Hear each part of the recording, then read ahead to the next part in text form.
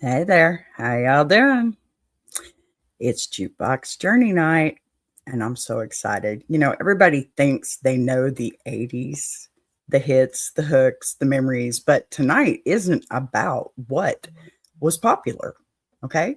It's about what was connected. Bands influencing bands, sounds crossing lanes, artists reacting to each other in real time. Now, if you've ever felt like certain songs are related, but you never knew why, this is that night. This is BBTV. This is Jukebox Journey. And tonight, we're hearing the connections most people miss.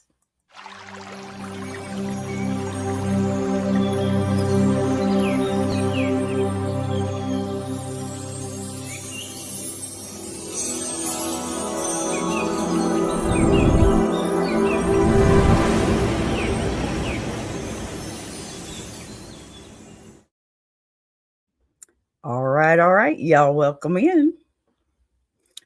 Oh my goodness. I'm trying to make sure I got everything going here. And you know what? I don't think I do. But I am. I am trying to get it all together. It's just been one of those weeks, you guys. It really has. It's been one of those weeks. So, welcome in. Let's get comfortable for a second because this is one of those nights where if you're half listening, you're going to miss the whole point. This is BBTV. This is Jukebox Journey. And tonight is not about me proving I know more facts than you do. That's not the case. Not at all. Pardon me. I am doing my thing. Okay. See,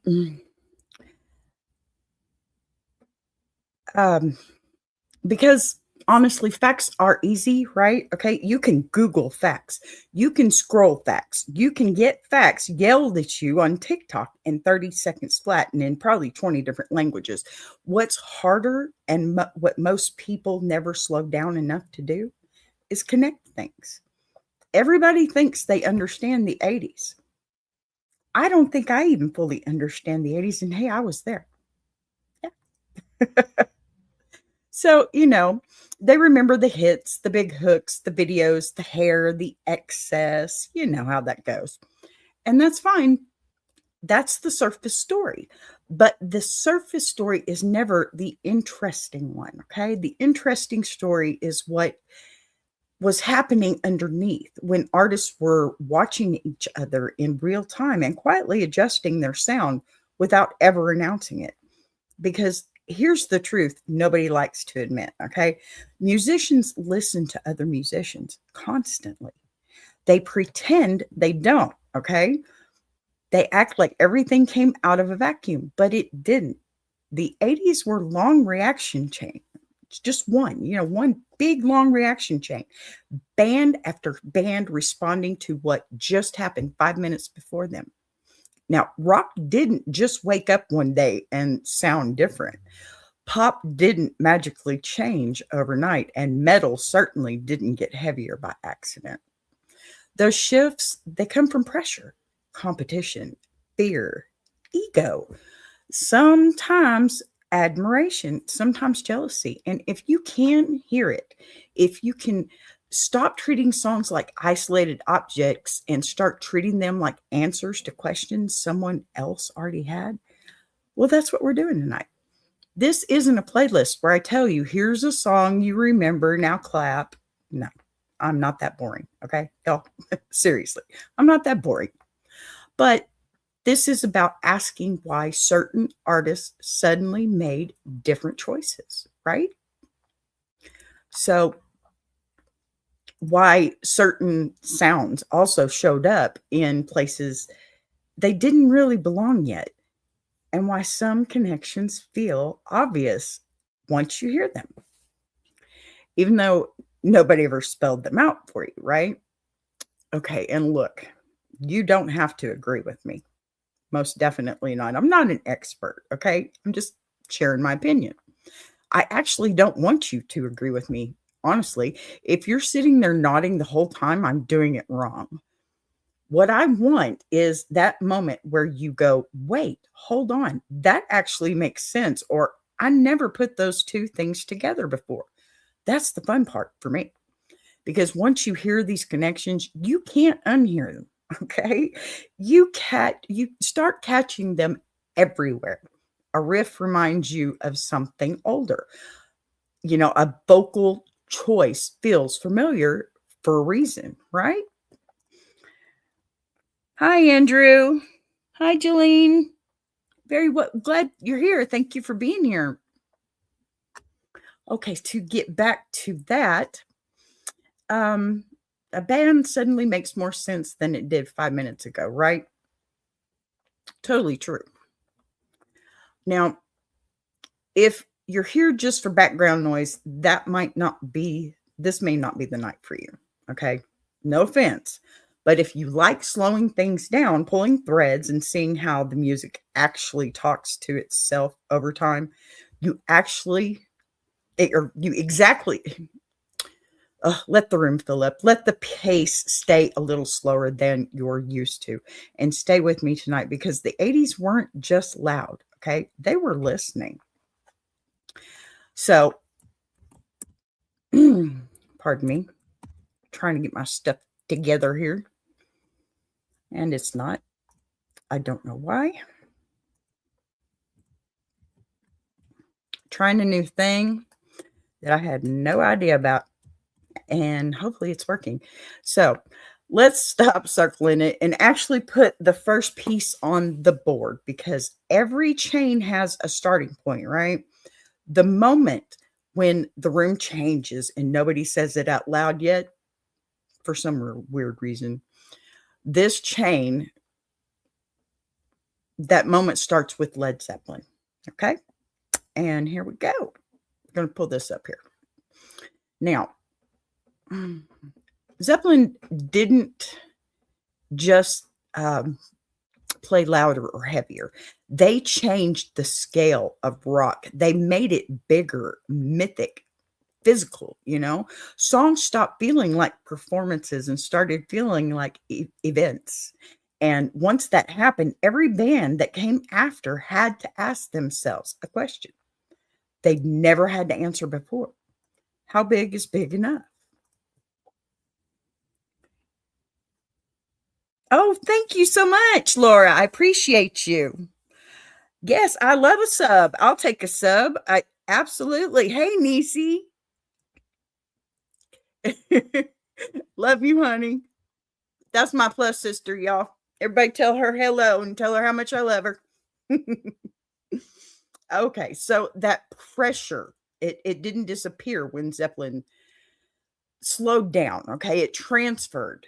It just transferred. You hear it clearly when Kiss steps in and takes that sense of scale and turns it outward, where Zeppelin ruled through mystique, Kiss through presence. They didn't just want you to listen, okay? They wanted to occupy the room you were in, the makeup, the staging, the volume, the certainty. This wasn't subtle power.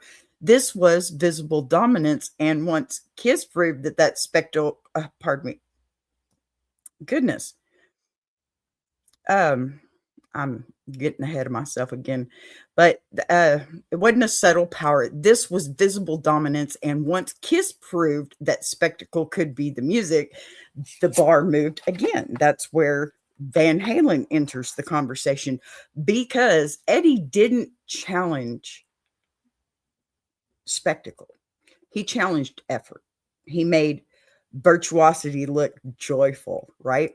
Casual, almost accidental. Suddenly, power wasn't just about size or image anymore. It was about ease. And that terrified people, because when someone makes something that hard look that fun, everyone else has to rethink their entire identity. From there, the reaction splits. One path goes towards precision and intensity, and that's where Megadeth comes in. If Megadeth wasn't interested in joy or mass appeal, right? They were interested in a control, speed, accuracy, discipline. This was a response to excess, a statement that said, we can do more, faster and sharper, and we're not here to entertain you. That edge didn't exist in a vacuum. It was forged by everything that came before it. And then the chain takes a turn that most people don't expect because Primus shows up and rejects the entire conversation, not by being bigger or faster or sharper, but by being deliberately strange, okay?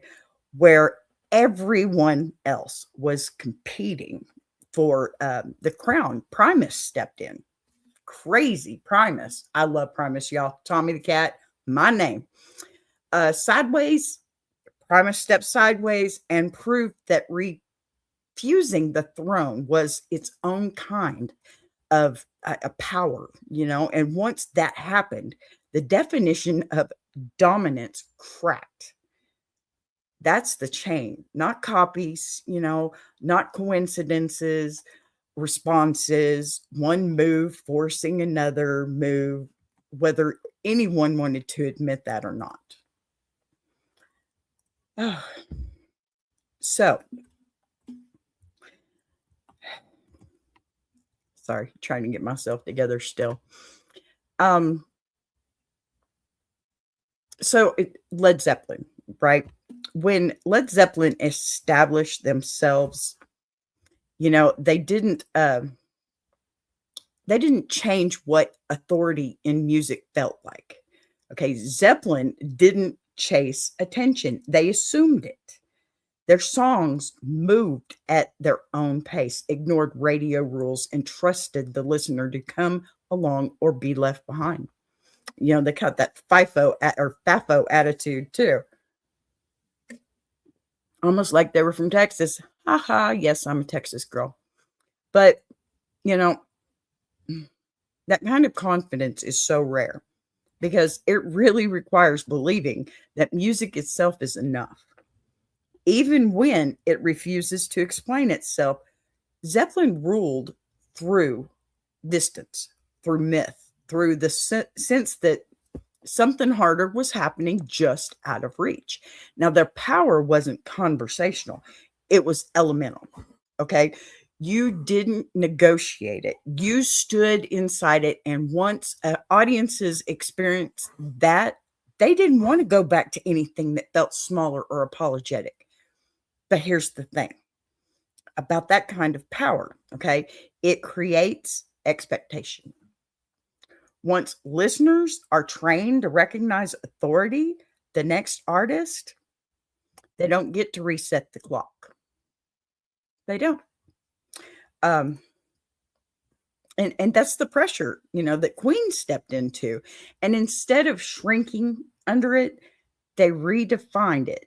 Queen didn't reject Zeppelin's dominance. They accepted its premise and then asked a different question. If power can be large and unquestioned, does it have to remain mysterious and distant, or can it be precise, expressive, and deliberately shaped? Where Zeppelin, they let atmosphere do the work, right? Queen made decisions. You can hear it in the arrangements, the harmonies, the structure of the song themselves. Nothing feels accidental and nothing feels improvised. Everything feels chosen. This is where the power starts to evolve. Zeppelin showed that authority could be vast and unyielding. Queen showed that authority could also be articulate and controlled and designed. Their music doesn't drift. It moves with intention, and that intention is what makes the connection between these two artists so strong, because even though they don't sound alike on the surface, another important shift happens here, and it's subtle. Zeppelin's power invites, it invites awe. Queen's power invites participation. Freddie Mercury doesn't hide behind the music, right? He steps into it and leads from the front. But that leadership only worked because the foundation Zeppelin laid already had taught audiences how to recognize command. Queen didn't have to convince people that ambition was acceptable. Zeppelin had already done that work. But what Queen adds to the lineage is clarity. They take the scale Zeppelin normalized and show that it can be shaped and layered and directed without losing its force.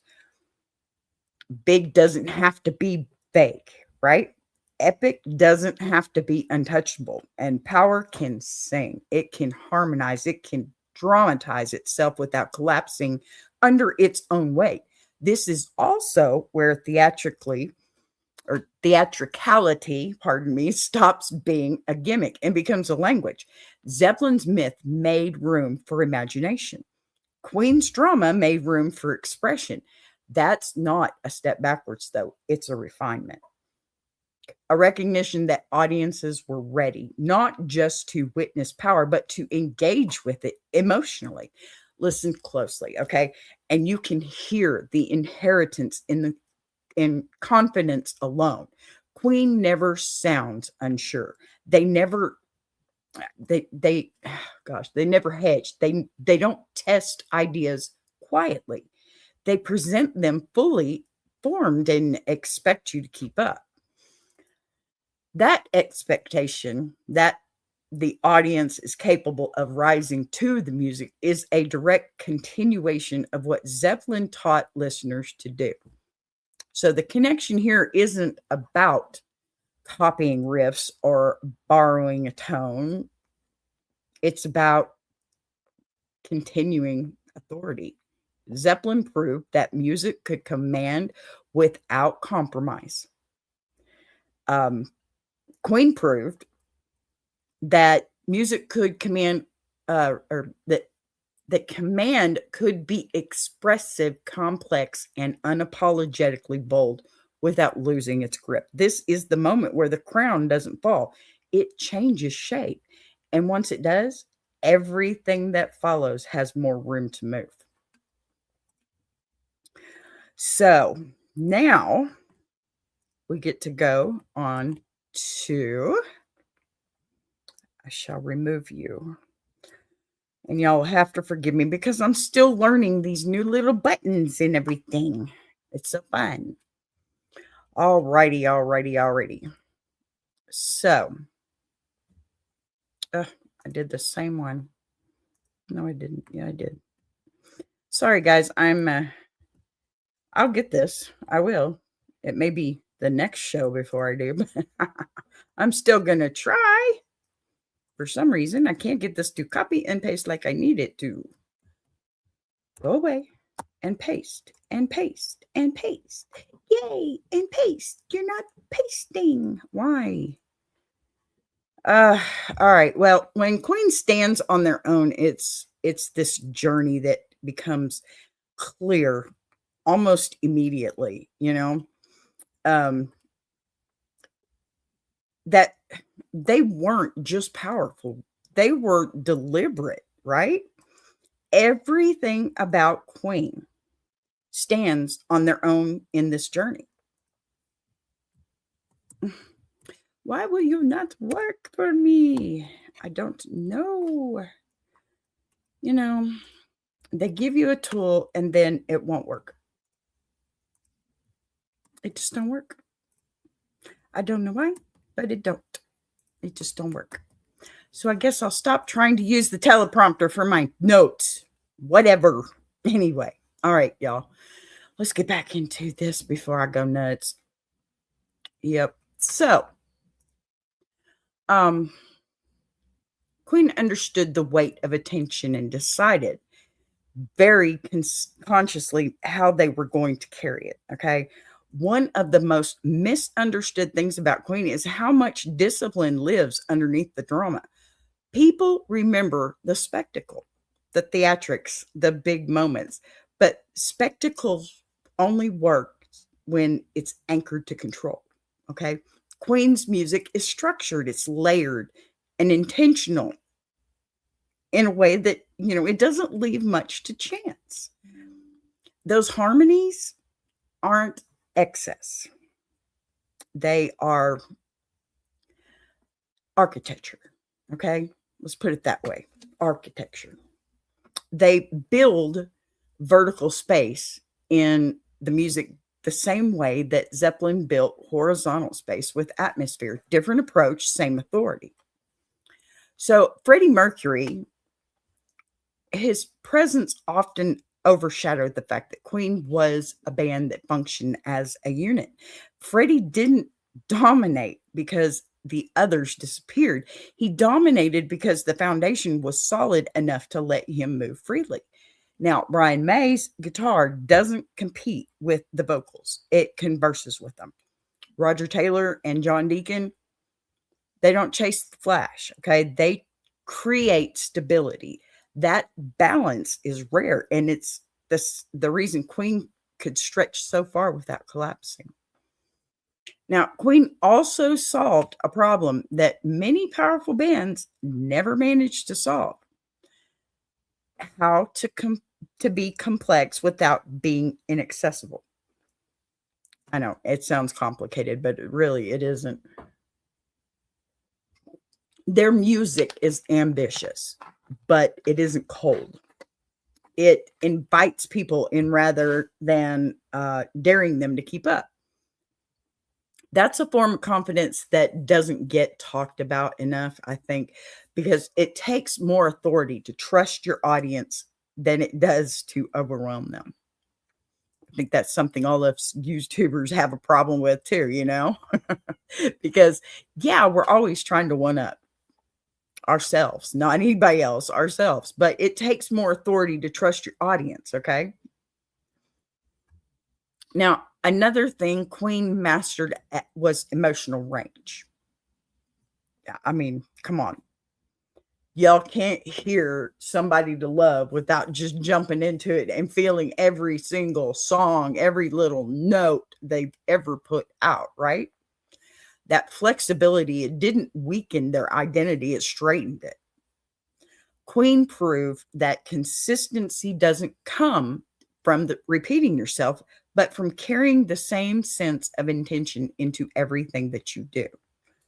Life lesson there, okay? This is where Queen separates themselves from many of their peers. They weren't afraid of excess, but they weren't dependent on it either. The drama served the music, but the other way around. Even at their most theatrical, there's always a sense that the band knows exactly where the line is and chooses when it crosses for effect. So, audience command is another area where Queen stands alone. I mean, come on, y'all seen the movie. They talk about it, right? It's crazy, but they do. They talk about his commanding presence, about how he was able to command the whole room with just a few notes. You see in the movie where he'll sing something out and then they'll sing it right back to him. Not a lot of people even try to attempt to do that sort of thing because they don't trust the audience. They don't trust that they'll get up there and do that and the audience doesn't, totally flop on them like, yeah, whatever, dude, I'm not participating, okay?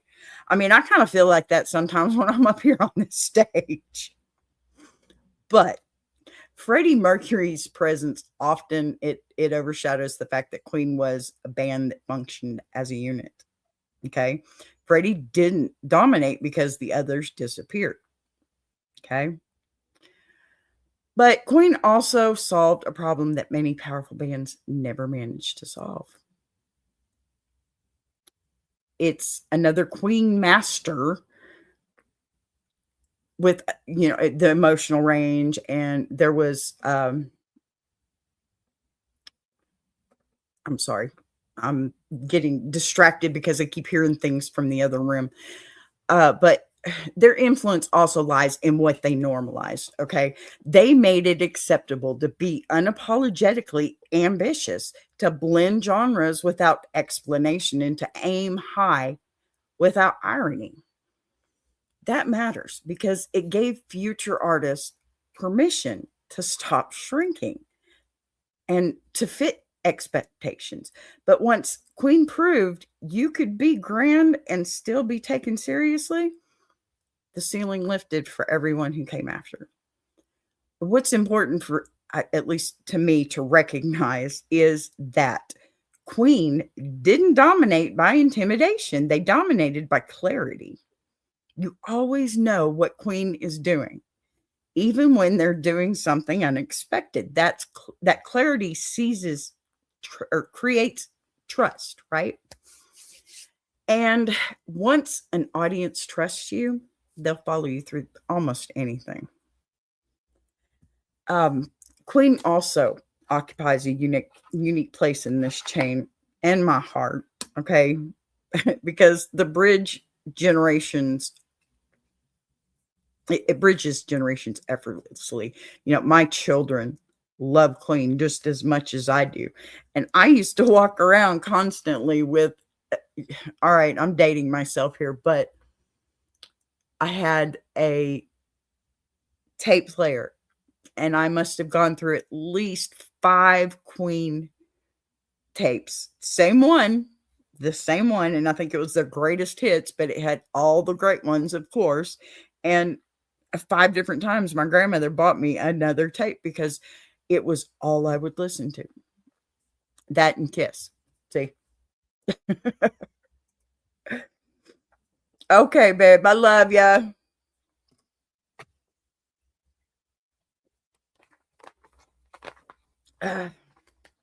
Anyway. So now then, listening to Queen in isolation makes one thing obvious. They didn't chase relevance. They built it. Okay. They didn't wait for trends to validate them. They validated themselves and let the world adjust. That kind of self-assurance doesn't come from ego alone. It comes from preparation, vision, and an understanding of what you're capable of delivering. So when Queen stands alone in this journey, they represent something essential. They show that power doesn't have to be heavy to be authoritative. It doesn't have to be distant to be respected. It can be expressive, emotional, and unapologetically loud without losing its center. Queen didn't just hold the crown for a moment. They reshaped what the crown was allowed to look like. And once that happened, the next artist in the chain didn't have to prove that mastery was possible. Not at all. Let's get our next one in here. Hold up. Yep. I'm just totally lost. Now, you'll have to forgive me because right before I got on here, I found that my next artist, I made a video for it too, and it didn't work for some reason. So we have a picture, a very good picture. And I'm sorry. I love Sammy Hagar, but he is not part of Van Halen. Van Hagar, yes. Okay, but not Van Halen. And rest in peace, Eddie. I love you, man. Probably the biggest star crush I've ever had in my entire life. Yeah, I think everybody had the same thing, though, right? So when Queen hands the crown forward, they don't pass along a sound. They pass along permission to be brilliant, without apology, permission to be ambitious without shrinking yourself for accessibility. And once that permission exists, the next question, it becomes unavoidable. What happens when technical mastery stops sounding serious and starts sounding fun? That's where Van Halen enters the chain, and it's not subtle. Queen proved that complexity could be popular without being dumbed down. They trusted their audience to follow drama and harmony and scale. Van Halen took that trust and flipped the pardon me, flip the emotional posture where Queen's posture felt theatrical and commanding, Van Halen's power felt effortless. And that effortlessness is deceptive because it's one of the most disruptive forces in music. Van Halen didn't just play better than his peers, he made difficulty sound casual, okay? And that matters more than almost anything. Now, oh, crud. I can't do anything right today. It's just not working. All right. So that matters more than most anything, right? Because one once mastery took or gosh, I can't even talk again. Once mastery looks easy, it raises the bar instantly for everybody else, not just technically, but psychologically. Other musicians didn't trust or didn't just hear Eddie and think, I need to practice more. They thought, I don't know if I can ever sound that great. Okay. And relaxed while doing it. That's a very different kind of pressure that Zeppelin or Queen created. Van Halen didn't dominate by size, they dominated by joy. There's a lightness in their sound that doesn't weaken it. Okay. It strengthens it. Eddie smiles through things that should feel intimidating. That smile is power. It tells the audience and every musician watching that excellence doesn't have to look tortured or distant. Oh, goodness. Okay. Sorry, y'all. Um, so it can look alive, right? And that's the handoff from Queen to Van Halen. Queen made ambition feel acceptable. Van Halen made it feel approachable. They took the idea that greatness could be expressive and said it can also be playful. That shift changes everything because once power stops feeling heavy, it becomes contagious. But don't confuse that joy with simplicity, okay? Because Van Halen is disciplined, tight, intentional. The looseness is an illusion created by confidence, just like Queen. Nothing important is accidental here. The band works because every member understands space.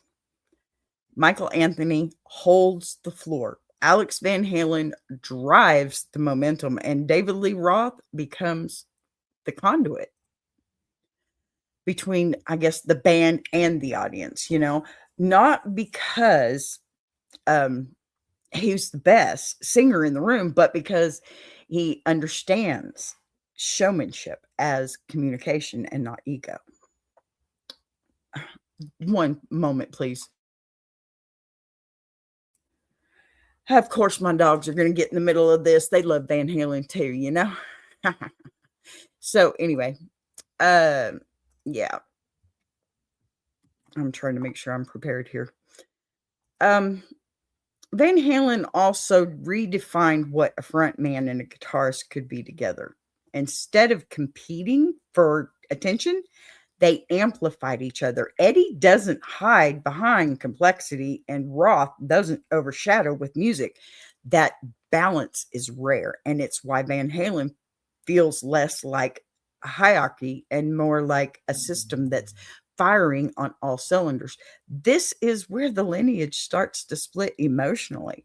Some artists hear Van Halen and feel liberated. Others feel challenged because joy can be threatening.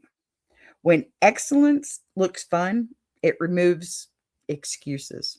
You can't hide behind seriousness anymore. You can't pretend that struggle equals authenticity. Van Halen exposed that myth without ever saying a word. Pardon me.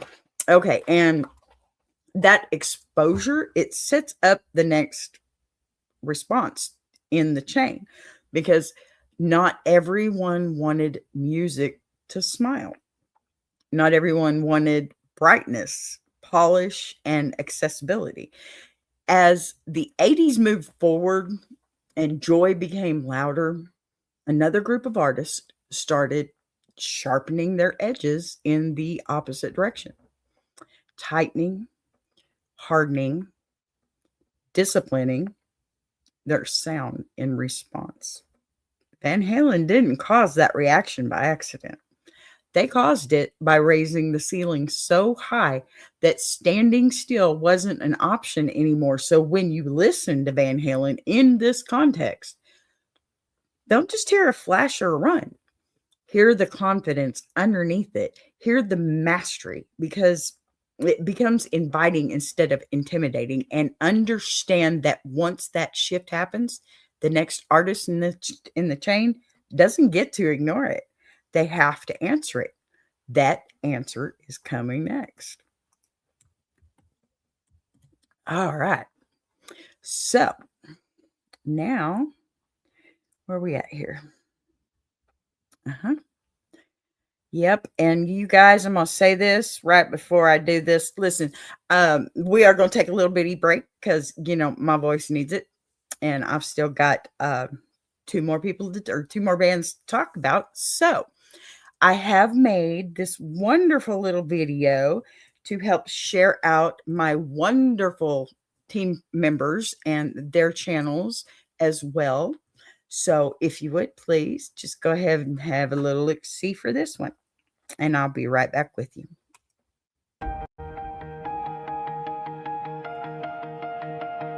She came from the quiet storms, built a fire from the ground, turned a whisper to a warning.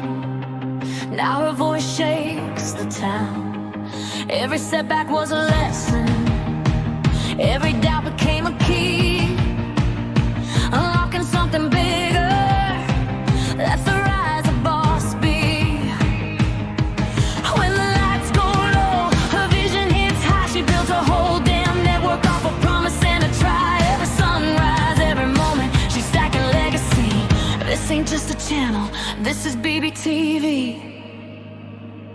Boss B rising, BBTV's igniting. Turn the volume up, yeah, the whole world's invited. From the gravel road to the neon dream, she built an empire out of broken wings. Boss B rising, sky ain't even the ceiling. When she hits go live, everybody feels it.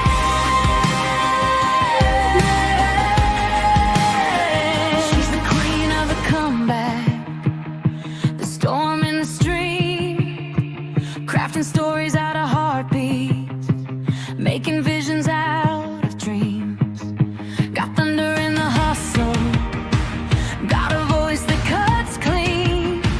Every mic she touches turns the power unseen. So let further spin the numbers, let the views rise slow or fast. Boss B doesn't measure wins by echoes of the past. This moment is a pivot, this season's history. Bow down to the founder of the BBTV dynasty. Boss B rising, BBTV's igniting. Turn the volume up, yeah, the whole world's invited. From the gravel roads to the neon dream, she built an empire out of broken wings. Boss B rising, sky ain't even the ceiling. When she hits go live, everybody feels it.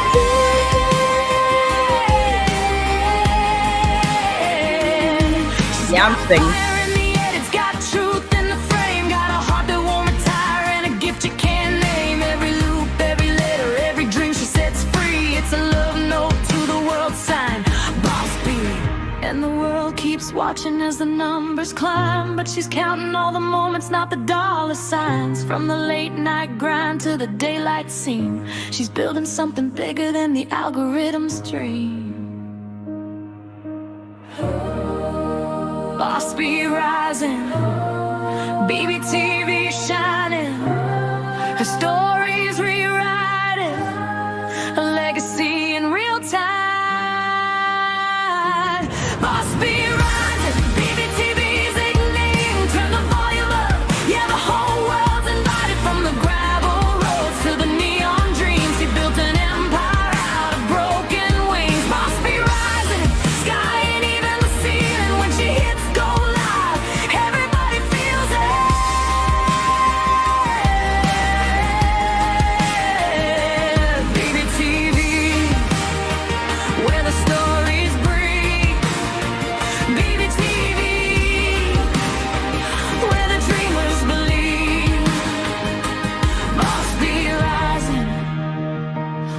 her take her place. This is BBTV. This is her grace.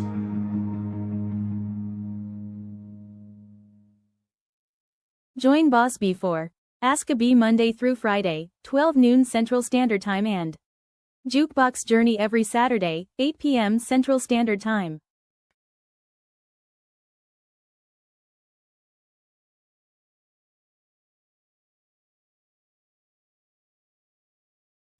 Let me get that off of there. Hello, we are back. All righty, let's get to the next one here. Let's see here. I've got hair on my face or something. Okay, back to it, right? Okay. So, our next. When Van Halen took over the room, okay, something very specific happened that people don't talk about enough. Power stopped feeling heavy. Eddie Van Halen didn't just change technique, he changed posture. Mastery no longer looked tense or tortured, it looked relaxed. It looked joyful. It looked like someone who wasn't worried about proving anything, but because the proof was happening in real time. That shift matters more than the tapping. Okay. Even though the tapping obviously was his signature, it matters more than the tone, more than the speed, because when excellence starts to look easy, it does something dangerous to the environment around it. It raises expectations without warning. Suddenly, effort alone isn't impressive anymore. Seriousness doesn't automatically equal depth. And for a lot of artists, watching from the sidelines, that creates discomfort, not jealousy, pressure. Van Halen didn't dominate by intimidation. They dominated by making greatness feel approachable.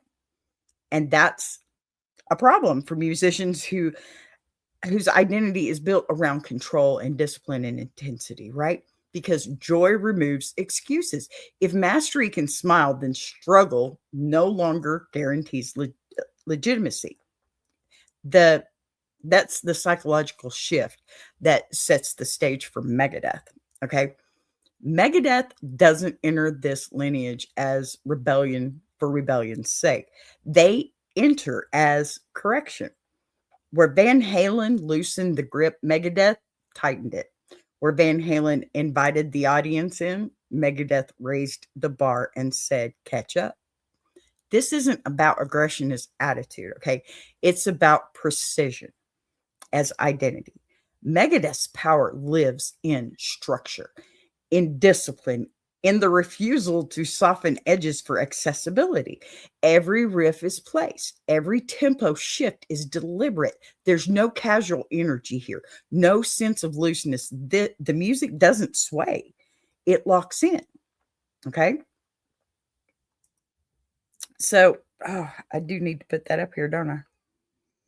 Where are you? For some reason, I don't have a Megadeth on here. Well, I guess we'll just have to deal without it. Anyway, Megadeth isn't reacting to Van Halen's sound, right?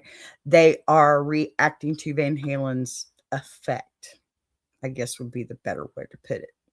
The effect of making virtuosity feel fun. Megadeth answers that by restoring weight to skill, by making mastery feel demanding again. You know what? I am going to do this because I need this. That's not it. Oh, hold up. Maybe it is. No, it's not. Okay. Anyway, so back to it. Not joyless, but uncompromising, right? This is where people misunderstand Megadeth if they only listen to the surface. They hear speed and assume chaos. But Megadeth is the opposite of chaos. It's order under pressure. The songs move fast because they are controlled, not because they are reckless. That's a very different expression of power than Van Halen's looseness, but it comes from the same lineage of confidence. Van Halen says we can do this and enjoy it. Megadeth says we can do this and expect you to keep up. Plain and simple. Pretty good. Both positions require authority. Both require certainty, and they just point in different emotional directions. And this is where the chain deepens, because once music splits this way, joy on one side, discipline on the other, artists further down the line start choosing where they belong, not statistically or stylistically. That's what I should be saying, but philosophically. Do you want power to feel inviting, or do you want it to feel learned? Megadeth builds their entire identity around the second answer. Another thing Megadeth restores to conversation is, I can't even, consequence is what I'm trying to say. Van Halen's music feels like freedom. Megadeth's music feels like responsibility. Miss a note and it matters. Lose focus and it shows. That tension becomes part of the sound. The listener feels it, okay? Even if they can't articulate why the music feels sharper, colder, or more demanding, this isn't negativity. It's intention. And Megadeth represents the moments where, pardon me, the crown stops being shared emotionally with the audience and becomes something you have to approach carefully. You're not invited to sing along. You're invited to listen closely. That creates a different kind of engagement, one built on respect rather than participation. And that matters historically because it proves that dominance in music, it doesn't belong to one emotional language. Power doesn't have to smile to be real. It can focus, it can harden, it can refuse to make itself comfortable for anyone. This is also why Megadeth fits cleanly into this chain, because instead of feeling like an outlier, they are not rejecting greatness. They are protecting it, protecting the idea that skill should still feel weighty. Now, that complexity should still demand attention. That music can challenge instead of soothe. Van Halen made excellence feel reachable. Megadeth made sure it felt earned. And when you put those two artists next to each other in this journey, you can hear the balance forming. One expands the emotional range of power. The other contracts it back into discipline. Neither erases the other. They coexist. They correct each other. That's how lineages survive, not by staying the same, but by responding to imbalance. So when you hear Megadeth tonight, don't hear anger first. Hear focus. Hear reaction. Hear the moment where the room got louder and brighter and looser, and someone decided to sharpen everything back into shape. That's not conflict. That's continuity. And that's the crown moving again. So, pardon me, I'm doing this thing again. So then, when Megadeth stands alone in this journey, it's important to clear something up right away. Okay. This is not a band built on anger for anger's sake. Megadeth is built on discipline, control, precision, the kind of focus that doesn't allow for shortcuts. If Van Halen made mastery feel joyful and Queen made it expressive, Megadeth made it non-negotiable. Megadeth's power comes from refusal to simplify, refusal to soften, to make the music comfortable just so more people can slide into it easily. That choice alone separates them from most of their peers. Megadeth never sounds like they're reaching for you. They sound like they're setting a standard and waiting to see who can meet it. And it's true. See, what defines Megadeth, I think, is structure under pressure. These songs move fast, but they're not chaotic. Every shift is deliberate. Every tempo change has intent. There's a sense that nothing here is accidental, and that sense creates tension. The listener feels like they need to pay attention because if they drift, they'll miss something important. That demand for attention is part of the authority.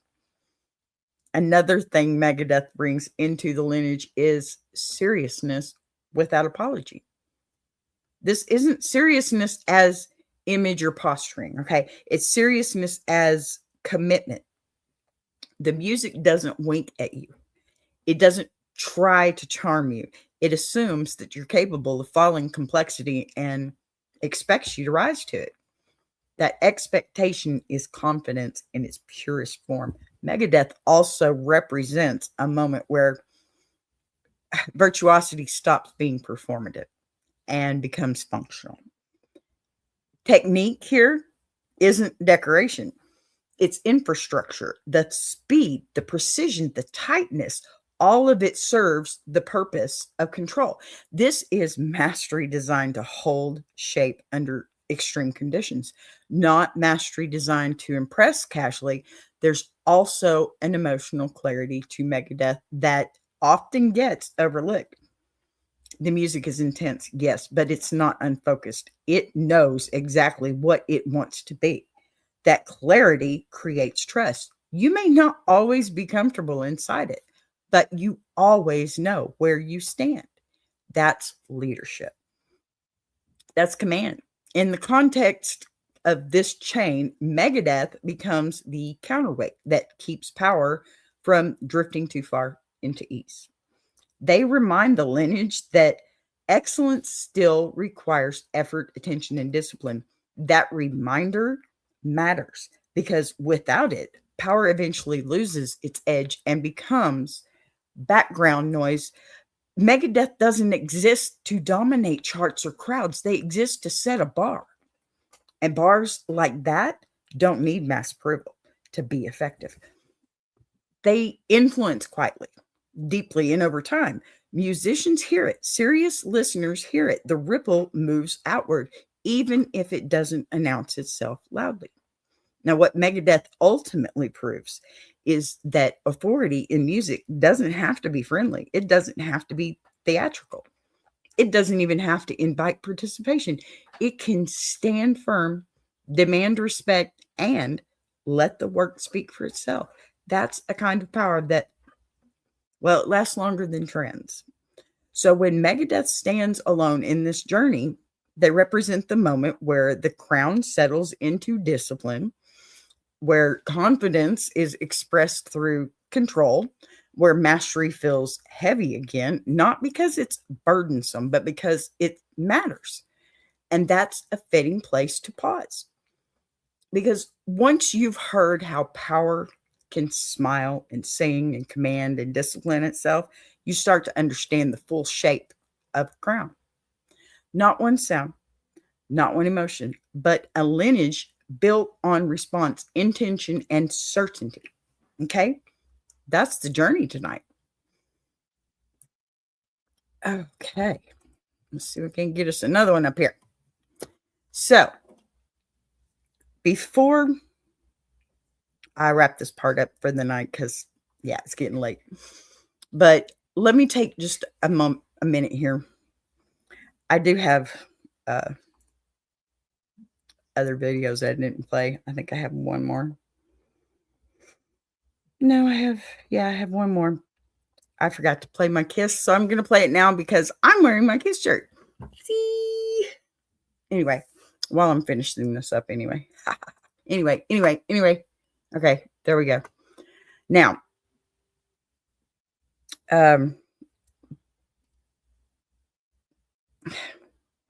before I wrap it up, okay, let me just take a minute, because if this conversation is hitting for you, okay, this isn't a one-off thing. Jukebox Journey is an ongoing series. We don't rush it. We don't flatten it. And we don't do surface level takes. Every single show builds on the last one. Okay. lineages, connection, influence. Sorry, I guess I'm lagging a little bit. You'd think I was playing a game. Hold up. This is a stupid thing.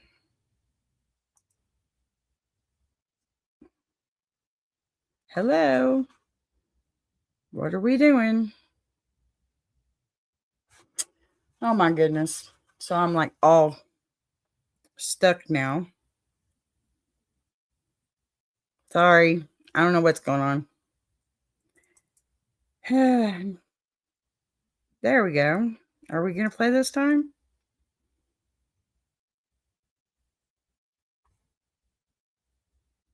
Looks like it's trying to play catch up now. You know what? Let's just finish this out because this is stupid. All right. So,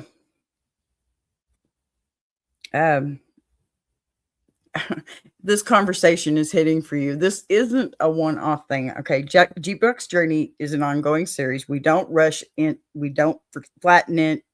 All that mess. You know, every show builds on the last one. Lineages, connections, influence. That's the lane. And if you stayed with me, which it looks like a few of you might have, you already know this isn't background noise. Okay. This is sit down, lean in, listening. If you're not subscribed yet, now is the time to do that. Okay. Not because I'm chasing numbers, but because this show works best when the room is familiar. Hit the bell if you're one of the people who actually likes showing up live. Okay. Because the conversations are different when they happen in real time. We do this regularly here on BBTV and Jukebox Journey. It's one part of a bigger lineup, okay? Conversations, music, stories, and context that don't get rushed or watered down. If tonight made you hear something different, that's the point. That's the whole point. And the next show, it builds from here. So take a second, pardon me, hit that subscribe button. And guys, my memberships are back. So I would really love it if you try and consider to be a member. So take a second, settle that subscribe button, maybe hit the like if this one earned it. Okay. Because that's what I'm here to do is earn it. Make sure you're around for the next journey. Because let me tell you, this crown keeps moving and we're not done following it. All right. So, Momo, quit. Yes, I have a dog named Mojo. Okay, let me just put that out there. He's cute little shit, but I don't like him right now because he won't be quiet. Anyway, let's land this right away. Tonight wasn't about ranking anyone. It wasn't about who was better or louder or faster or who, or more important, it was about listening for movement. The way power shifts, the way influences travels, and the way artists respond to the room that they're standing in. What we followed tonight was a lineage, not a straight line, not a clean handoff, but a series of decisions. You heard how scale becomes presence, how presence becomes expression, how expression became joy, and how joy demanded discipline in response. That is how music stays alive. It doesn't freeze. It doesn't settle. It reacts.